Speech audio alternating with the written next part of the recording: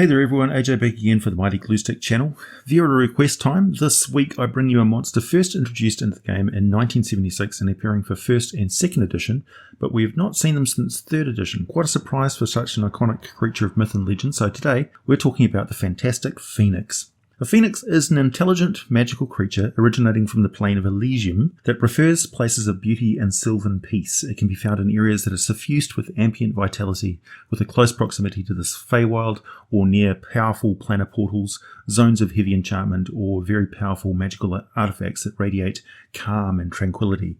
For example, they may rest close to a gold dragon's lair concealed away to form a mutually beneficial relationship, the phoenix serving to warn the dragon of intruders and help defend the lair, the dragon creating a regional effect the phoenix enjoys and generally warding off danger for the entire area.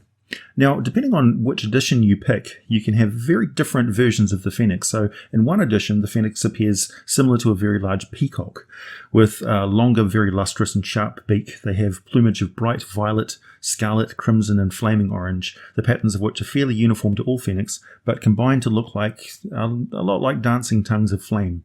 The beaks and claws of these phoenix are violet blue, and their eyes are a deep glowing ruby colour. In another edition, the phoenix appears as a large bird with a 40-foot wingspan and bright multicoloured feathers similar to the peacock-sized version, but in both instances the phoenix is a free and benevolent spirit and does not derive pleasure from attacking others.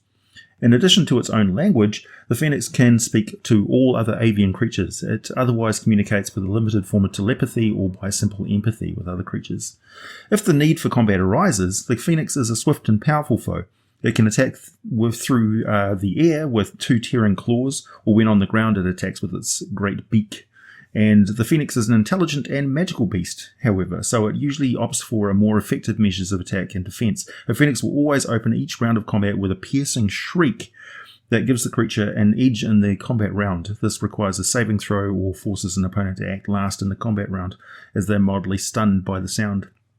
In all instances, the phoenix controls potent magical powers, equivalent to a high-level wizard, with an array of spells that can control fire, create illusions, reveal the hidden, or even allow the phoenix to polymorph into other forms. They're also able to dispel magic, dismiss creatures, and ward off evil by performing ritual magic dances, and they can cure and heal mortal creatures with a touch of their wing feathers. In extreme cases, it can use its blood to create fire seeds, and it can force itself to immolate, creating a very powerful firestorm and incendiary cloud.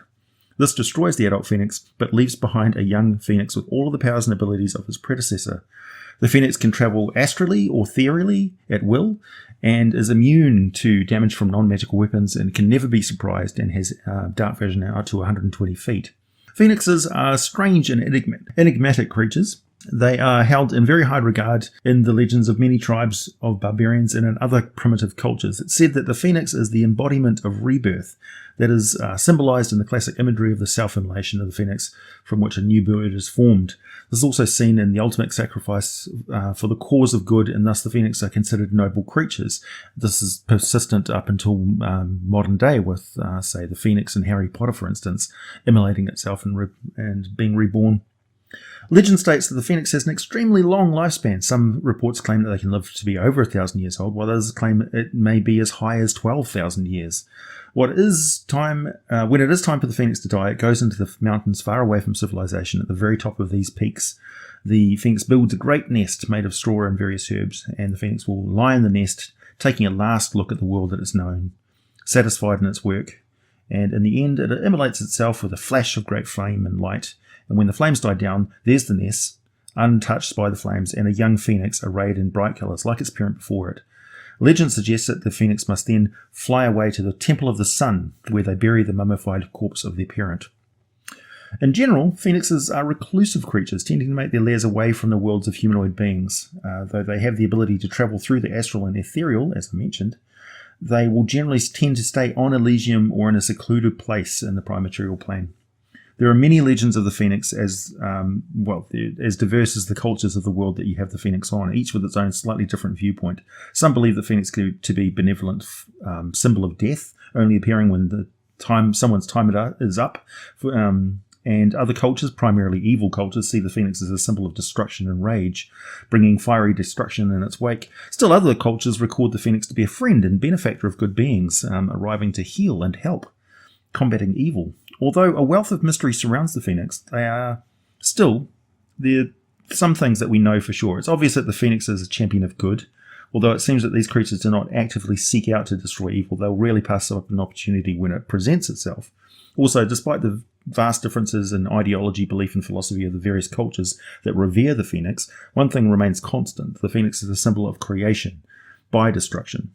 Some cultures believe that fire is the great purifier, cleansing all it touches. Others believe that fire merely destroys. It really depends on their point of view. With the phoenix, both are true. It's its own reproduction. Fire destroys the old bird, taking its many centuries of life and wisdom, yet it creates a new phoenix with a new mind and new enthusiasm, thus purifying the line. Of all other magical creatures, the phoenix perhaps is most sought after by alchemists and sages alike. They form a rich story background. There is almost no part of the phoenix cannot be used in a magical potion or for research. The feathers of the phoenix have a great many uses. They can be used to adorn a staff of healing. They can be used to make potions of extra healing.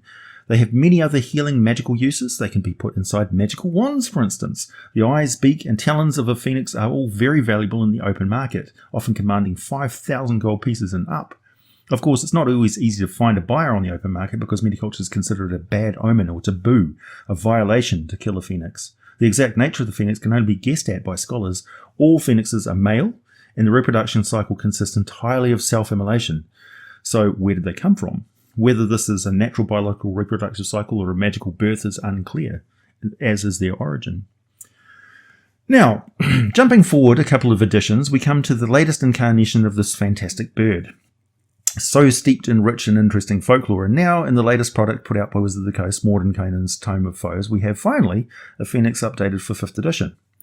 Okay, so take all that lore I just gave you, maybe printed out on some nice pieces of paper, and now go ahead and throw it into a nice crackling fire.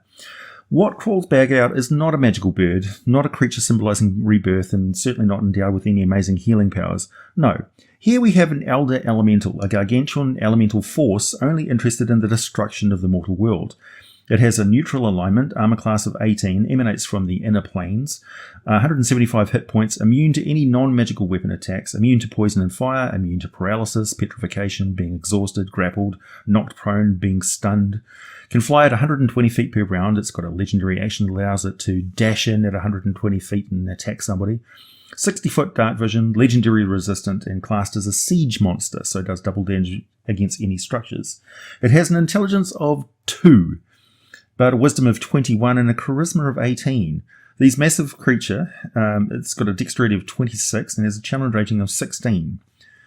Okay, so let's look at what it does in combat. Well, it's made of fire, so it can fly through 1-inch spaces without needing to squeeze, and anything that touches it or attacks it with a melee weapon within 5 feet of it takes 1d10 fire damage. Or the phoenix can pause within the space occupied by another creature or creatures because of its size, and they continue to be barbecued, and anything not carried or worn gets set on fire. If you can manage to kill it, it explodes. Everyone within 60 feet needing to make a DC 20 dexterity save will take 40-10 fire damage, half of that if they dive for cover successfully. The phoenix leaves behind an indestructible 5-pound egg made of ash. That burns 1 creature per round that touches it, so I guess just throw it to your companion. They will be fine while you take 66 fire damage, lit up like a Christmas tree in a volcano. After 1d6 days, it hatches and hey, the phoenix comes back. Its peck with its beak or attacks with its talons are all strictly fire damage, so any form of immunity to fire, and this thing's just an angry light show, really. So it's a fire elemental in the shape of a bird, and thus they're calling it a phoenix, because they gave it the ability to turn into charcoal briquettes for a few days and then pop back out again. Wow. Love the rich background and ecology for this creature. Really knocked that one out of the park. I can just see everyone forming a rich story around that compelling entry. What a waste of page space. Did they even look at the old monster manuals? Honestly, folks, I love the game and I'm a stalwart supporter of the company, but that sort of slack, pointless hatchet job of a monster listing is the exact reason people who are interested in the ecology and lore, the history and connected backstory of the game, basically ignore most of the stuff created for 4th edition. And I can tell you right now, that's exactly what I'm going to be doing for that bird-shaped fire elemental they're calling a phoenix. It's stupid, literally, a big stupid fire brute. What a shame. Still, I guess not everything in the book can be good. Thanks for listening, and I'll be back with more for you again very soon.